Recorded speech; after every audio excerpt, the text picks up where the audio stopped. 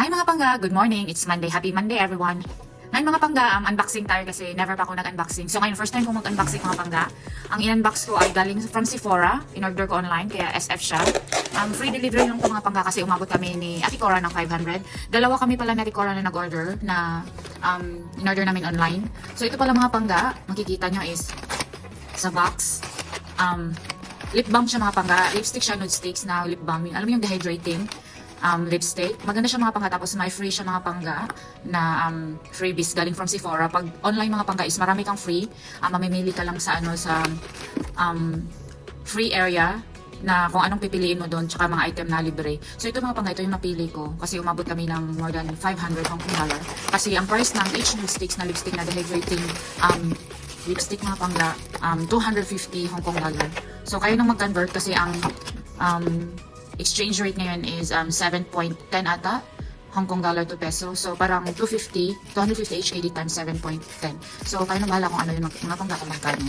Tapos ang kagandahan pa sa nude sticks mga pangga ay alam niyo yung may lagayan sila na metal case. Maganda siya mga pangga. Makikita niyo, tingnan niyo. Nasa kusina ako nag-unbox mga pangga kasi yung kwarto ko is puno yung mesa ko doon. Kaya nasa kusina lang ako kasi may space.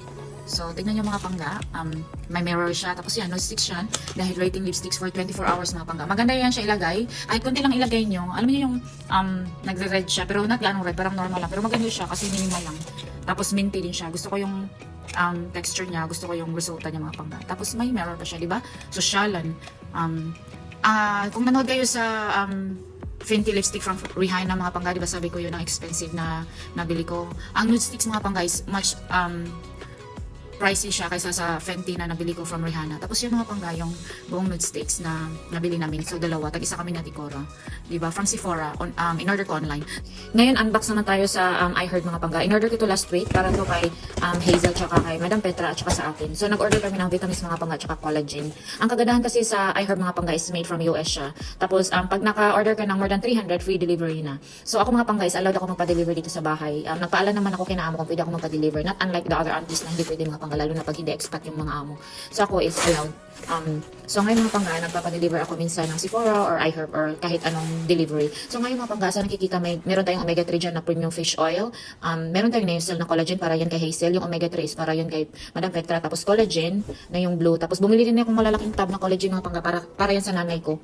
Kasi binigyan siya last time, nabasag daw kasi buti na yung breathable ba. So much better to kasi hindi yan nababasag, tapos malaki pa.